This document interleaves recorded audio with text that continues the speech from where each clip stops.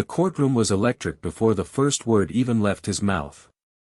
Cameras were rolling, the audience leaned forward, and the air felt heavier than usual, that rare tension before a storm. Lucas Harlan Jr., son of one of America's most powerful tech billionaires, stood at the plaintiff's table with the kind of smug confidence that made people want to look away. He wasn't nervous. He wasn't humbled. He was entertained. His phone, tucked half out of his designer blazer, still flashed with notifications from his millions of followers watching the live stream. "Are we really doing this?" he said with a smirk, looking straight at Judge Judy. "Over a video? I thought this court had bigger problems than hurt feelings." The gallery murmured. Even the bailiff's jaw tightened. The victim, Daniel Ortiz, a middle-aged small business owner in a worn suit, stared at the floor. His hands shook, not from fear, but from restraint. He had waited months for this day. He'd lost everything because of the man laughing across from him. Judge Judy didn't move. She just watched him, that calm, cutting stare she'd perfected over decades. "Mr. Harlan," she said, her voice measured, deliberate, "you are accused of deliberately defaming and financially destroying a man's business for the purpose of entertainment. Do you find that funny?" Lucas chuckled under his breath, glancing at the cameras. "Your Honor," he said, dragging the words like a bored student, "I find it ridiculous. I make content. Millions of people laugh at it. That's called free speech. Ever heard of it?" A few audience members gasped softly, realizing what he'd just implied. Judy's lips pressed into a thin line. She didn't rise. She didn't shout.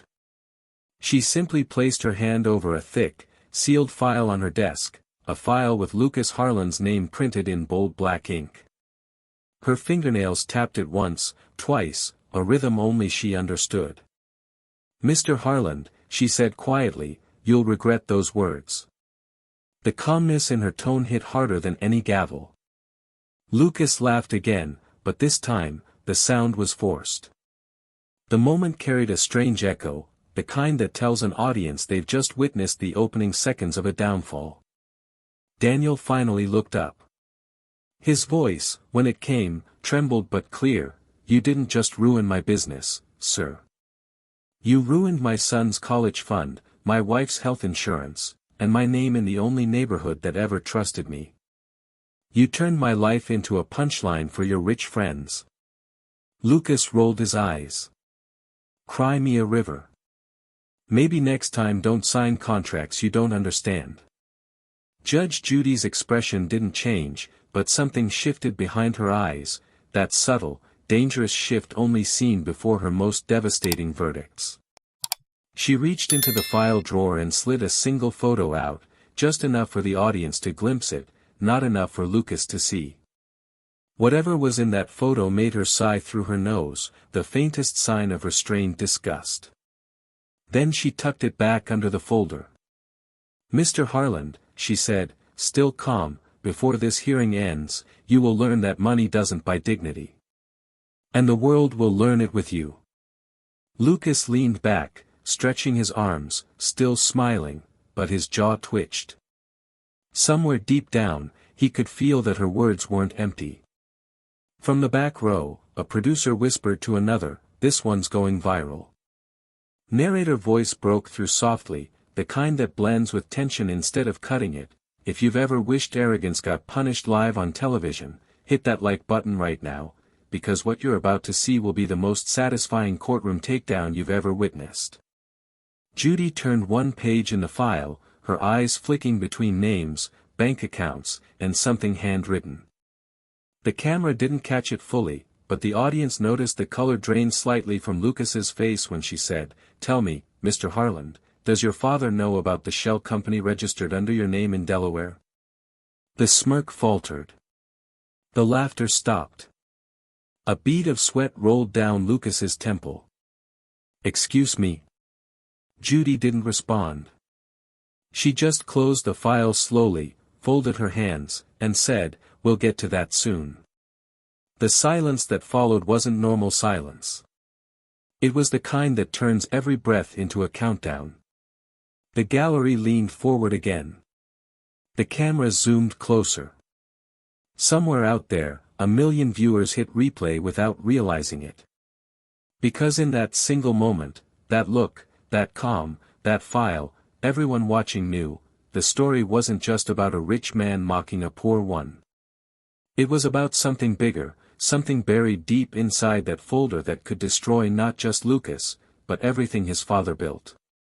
And that was exactly what Judge Judy intended. Before that courtroom silence, before Judge Judy's glare could pierce through his arrogance, Lucas Harlan Jr. was America's favorite villain, not in a movie, but in real life. He called himself an entrepreneur of emotions. His millions of followers called him the heir of chaos. Every week, he uploaded a new video mocking what he called financial fossils, hard-working small business owners who didn't understand modern tech culture. His channel thrived on humiliation. One of those videos, the one that changed everything, began innocently. The thumbnail showed Lucas in a crisp designer suit, standing beside a family-owned computer shop in Newark. The title read, "Teaching Dinosaurs How to Survive in 2025. What his audience didn't know was that the lesson he promised was a trap. Inside that tiny shop worked Daniel Ortiz, a man who had built his business with nothing but grit and a soldering iron. For 20 years, he'd repaired phones, laptops, and the trust of his neighborhood. Lucas had offered him what seemed like a miracle, a partnership with Linksphere Ventures, promising an investment that could finally put Daniel's store online. But what Daniel signed wasn't a contract. It was a waiver, a release form allowing Lucas to use his footage for satirical entertainment. Within 24 hours, millions had seen Daniel stumble through Lucas's scripted questions, edited to make him look ignorant. Lucas laughed into the camera, saying, "This is why innovation leaves people like you behind." The comments were merciless. Daniel's shop was flooded, not with customers, but with one-star reviews, prank calls, and messages calling him Grandpa Tech.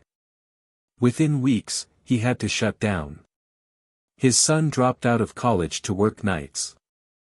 And all the while, Lucas celebrated the success of the video, sipping champagne at a rooftop party while his friends laughed at the comment section. "It's content," he said, scrolling through his analytics. "Pain pays." But in the corner of his massive penthouse, on a laptop he thought no one could ever access, sat a hidden folder of emails between him and his father, Gregory Harlan, the founder of the tech empire itself. The subject line of one read, "Suppressing legal exposure, Ortiz incident." The email was short. "Gregory, handle it quietly. You're not just risking your reputation, you're risking mine. Lucas, relax. It's just a poor man crying. By next week, they'll move on." He had no idea those words would one day echo back to him in a courtroom packed with cameras and millions watching live. Because Judge Judy had that email printed, time-stamped, and locked in the file sitting on her desk. The narrator's voice cuts in smoothly, without breaking the tension. "Comment, Justice, if you think money doesn't excuse cruelty, because in this story, karma doesn't take bribes." Lucas Harlan Jr. thought he could turn humiliation into a business model. He thought destroying lives was just good marketing. But what he didn't know was that somewhere, a retired family court judge was already watching his videos, and she was taking notes. When Daniel Ortiz walked into the courthouse to file his case, his hands were trembling, not from fear, but disbelief. Everyone told him it was impossible. "You can't win against billionaires," one lawyer said, shaking his head. "Their lawyers cost more per hour than your shop made in a month." But Daniel wasn't thinking about money anymore. He was thinking about his son, who had dropped out of college to help pay the bills. He was thinking about the empty shop windows that once glowed with customers' laughter. And mostly, he was thinking about dignity, the one thing Lucas Harland hadn't yet stolen from him. The court clerk glanced at his worn paperwork and sighed. Judge Judy's taking special filings this week. You can submit it there if you want. Daniel almost laughed. Judge Judy? The TV legend? The one who scared CEOs with nothing but a glare. He'd watched her for years, never imagining he'd stand before her. Still, he filled out every line, every date, and pressed his thumbprint over his signature like sealing a promise. When that file reached Judge Judy's desk, she read it slowly. No assistance, no distractions, just the quiet hum of the courtroom around her. When she reached the attached screenshots, her brow furrowed. Linksphere Ventures, she whispered, recognizing the name. She turned to her clerk. Pull every record tied to Harland Enterprises for the last 3 years. Let's dig. Her team began working in silence, and within hours, the trail started to unravel. Deleted videos resurfaced from archived servers. Private NDAs between Harland's PR team and former victims leaked through anonymous tips. Shell LLCs were traced to Lucas's name, companies formed, used, and dissolved within weeks after each viral prank. Hidden settlements, forged signatures, and identical wording across multiple cases told a story clearer than any testimony could. Judge Judy didn't just see fraud. She saw patterned cruelty, the kind that only exists when power has never been challenged. Her eyes narrowed as she read an internal email where Lucas's manager wrote, "Another payout incoming. These small business owners fold faster than paper." By the time she finished reading, her tone had shifted from curiosity to cold determination. "Prepare a subpoena," she ordered. "Every fake company, every contract, every digital trace, I want it all on my desk by Monday." Back in Newark, Daniel received the letter that would change everything. "Your case has been selected for a televised hearing before Judge Judith Scheindlin." For the first time in months, he smiled. Not because he was sure he'd win, but because someone powerful finally believed him. The narrator's voice glided in naturally, not breaking the moment but fueling it. If you've ever rooted for the underdog, subscribe right now, because what Judge Judy uncovers next will make your jaw drop. And as Judy stared at the pile of evidence growing on her desk, she whispered under her breath, "This isn't just about one victim. This is about every decent person these people thought they could humiliate for profit." It was no longer just a case. It was a reckoning. The day of the hearing arrived like a storm waiting to break.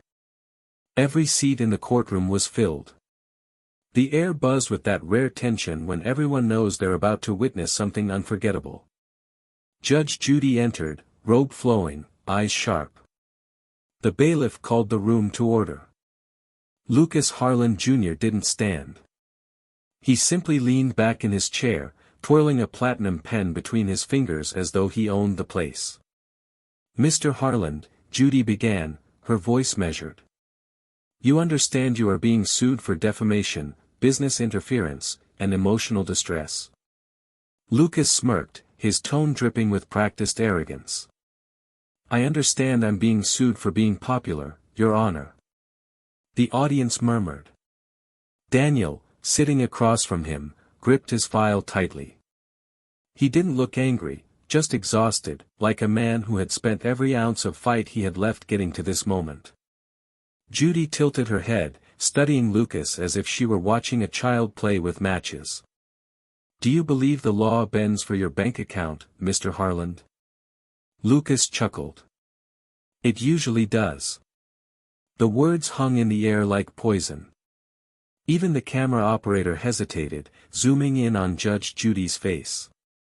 Her expression didn't change, but the temperature in the room dropped 10 degrees. Daniel finally spoke, his voice steady but thick with emotion. "You destroyed my business, my reputation, and my peace. You mocked me online for speaking English with an accent. You called me maintenance class." Lucas snorted. "If you didn't want attention, maybe don't play victim on the internet. That was the moment something inside Judge Judy snapped. She leaned forward, her hands flat against the desk.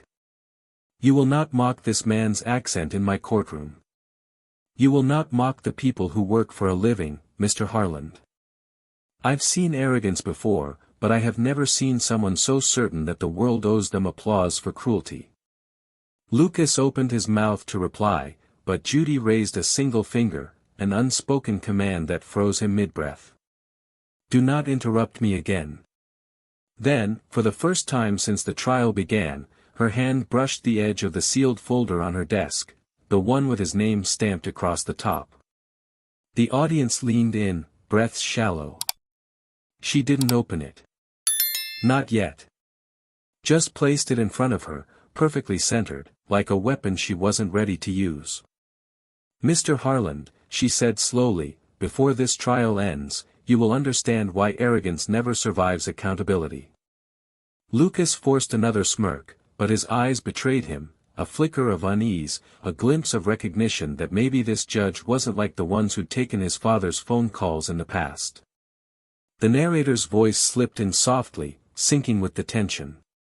You won't believe what's inside that folder, stay till the end, and if you're still watching, you already know this story deserves a like. Judy turned back to Daniel. You've waited long enough for justice, she said. And I promise you, before this day is over, you'll have it. The courtroom fell silent again. The cameras zoomed closer. And that unopened file sat in front of Judge Judy, quiet, heavy, and holding the kind of secret that could destroy an empire. The courtroom light seemed brighter when Judge Judy finally reached for the file. Every camera tightened its focus, every spectator leaned forward. Even Lucas, who had spent the entire morning lounging in arrogance, straightened slightly in his chair. He masked it with a smirk, but his fingers tapped the table, a rhythm of nerves he didn't realize had begun. Judge Judy opened the folder slowly, page by page. Mr. Harland, she began, her tone colder than before, you claim this was all just entertainment. That your videos were satire. Is that correct? Lucas shrugged. That's right. It's called engagement, Your Honor. People love authenticity. Judy lifted the first page high enough for the cameras to capture the header, Linksphere Legal Department, Internal Memorandum, Campaign Strategy. Let's discuss what kind of authenticity this is. She adjusted her glasses. According to this document, you personally approved a smear campaign against your content subjects to, quote, maximize viewer anger and drive engagement. The courtroom froze. Even the air stopped moving. Judy continued reading, each word slicing through the silence. Mocking victims increases audience retention by up to 74%. Continue framing small business owners as ignorant or dishonest. Lucas blinked rapidly. Those aren't mine. Sit down, she said sharply, not even looking up. She pulled another document, emails this time. These were retrieved from your Linksphere account. You sent them to your PR team 3 days before you uploaded Mr. Ortiz's video. You wrote, and I quote, push the narrative that he scammed me. Make him look desperate. Poor people are content, they love outrage. Daniel flinched. The audience gasped audibly. Judy pressed a button on her desk. Let's hear it. The speakers crackled, and Lucas's own voice filled the room, laughing, cocky, unmistakable. Poor people are content. They eat sympathy for breakfast. Give them a sad story and watch them cry in the comments, it's free engagement. The courtroom erupted. Someone in the audience shouted, unbelievable. The bailiff raised his hand for order, but the outrage was unstoppable. Judy waited, stone-faced, until silence returned. When she spoke again, her voice was steel-wrapped in composure. This court has seen liars. It has seen manipulators. But rarely do we see someone proud of cruelty. You didn't just destroy reputations, Mr. Harland, you monetized them. Lucas's composure shattered. You can't, that was private data. My lawyers. Your lawyers. Judy snapped. Your lawyers tried to bury this evidence. And you can thank your arrogance for ensuring it surfaced instead. The narrator's voice dropped in naturally, like oxygen feeding the fire. If your blood's boiling right now, that's your cue, tap like before Judge Judy's verdict hits, because what she's about to do will make history. Judy closed the folder with deliberate finality. You called it content. I call it corruption. And now, Mr. Harland, we move to judgment. The gavel hadn't fallen yet, but everyone in that courtroom, and every viewer watching online, already knew, the fall of Lucas Harland Jr. had begun. Judge Judy sat perfectly still. The courtroom seemed to shrink around her. Every whisper died as if the air itself was holding its breath.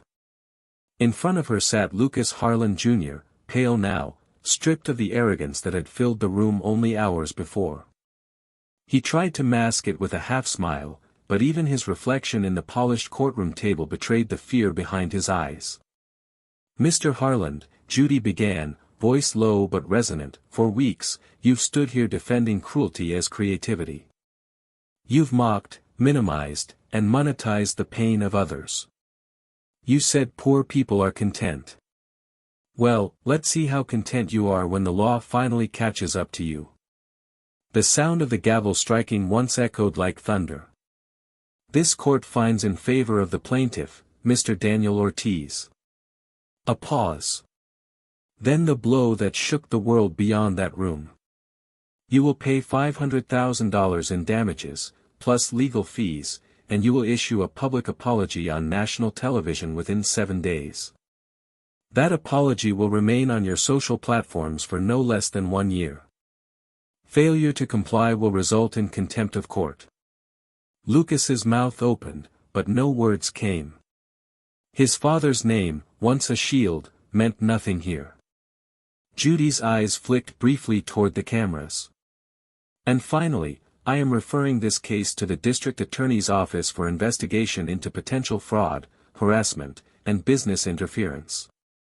The reaction was immediate, gasps, murmurs, flashes from the press gallery. Somewhere in the back, a spectator whispered, she actually did it. Daniel covered his face with both hands. For the first time in months, his shoulders shook not from defeat but relief. The man who had mocked his accent and stolen his livelihood now sat speechless, staring at the woman who had just undone his empire with a sentence. Judy leaned forward one last time, her words sharp and final. You thought your money was armor, Mr. Harland. Turns out it was just paper. And today, the fire caught it. Silence. Then, from the gallery, a single clap. Another followed. And then, suddenly, the entire courtroom was on its feet, the first spontaneous applause ever allowed in Judge Judy's court. Even she didn't stop it. She only gave a faint nod, letting the sound wash over the room like justice finding its voice. Lucas sank lower in his chair as the cameras captured the moment that would loop endlessly across the internet within hours, the billionaire's son who laughed at justice now watching it swallow him whole. Judge Judy raised her gavel one final time. Case closed. The strike rang out again, final and absolute. No CTA, no narrator. Just the raw silence of justice fulfilled, and the faint hum of thousands of phones recording history in real time. The verdict hit the internet like a lightning strike. Within hours, the clip of Judge Judy's ruling flooded every platform, TikTok, YouTube, Twitter, everywhere. The hashtags burned their way across timelines, hashtag justice over wealth, hashtag Judge Judy destroys entitlement, hashtag karma for Lucas. Millions watched the moment the billionaire's son's smirk vanished, frame by frame, as if justice itself had gone viral. Late-night hosts replayed it with disbelief. News anchors called it the Gavel heard across Silicon Valley. Memes exploded within minutes. Judy's glare captioned, "Wi-Fi stronger than your ego." Comment sections filled with messages from small business owners, teachers, and veterans, all saying the same thing, finally. Daniel Ortiz woke up the next morning to something he hadn't seen in months, sunlight pouring through the front window of his reopened shop. Donations had flooded in overnight. People from all over America, truck drivers, college students, other small business owners, had chipped in through a GoFundMe started by a viewer who wrote, "For the man who stood up to a billionaire and won." Within a week, the campaign hit $300,000. Daniel used part of it to rebuild his store, repaint the faded sign, and hire back the employees he'd lost. The rest he quietly donated to a legal fund for victims of online harassment. Meanwhile, Lucas Harlan's empire crumbled. His sponsors pulled out, his show was cancelled, and his father, the once untouchable Gregory Harlan, announced his resignation from the LinkSphere board after a flood of shareholder outrage. Stocks plummeted 12% overnight. The Harlan name, once synonymous with power, had become shorthand for arrogance undone. Reporters camped outside Lucas's penthouse, but he refused every interview.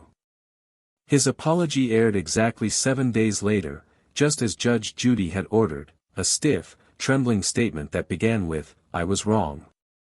It trended immediately, not for sincerity, but for irony. In one corner of the internet, a split-screen video went viral, on the left, Lucas laughing in the courtroom, on the right, Daniel reopening his shop, his son beside him, smiling for the first time in months. The caption read, "Some stories don't end in money. They end in meaning." And as the narrator's voice returned, it carried the kind of quiet conviction that made the world listen. You can own satellites, but you can't buy dignity. You can build towers, but you can't stand taller than truth. Money can buy microphones, but not morals. That's the lesson Judge Judy just taught the world. The music swelled, not triumphant, but resolute, like the sound of justice settling in its rightful place. If you believe real justice still exists in America, the narrator continued, share this video, subscribe, and tell me in the comments what karma means to you. Because sometimes, the law doesn't just speak, it roars. As the video faded out, the final frame lingered, Judge Judy's gavel frozen midair, Daniel's smile reflected in the wood grain beneath it, the perfect image of what happens when power finally meets principle. Justice served. Forever recorded. Forever viral.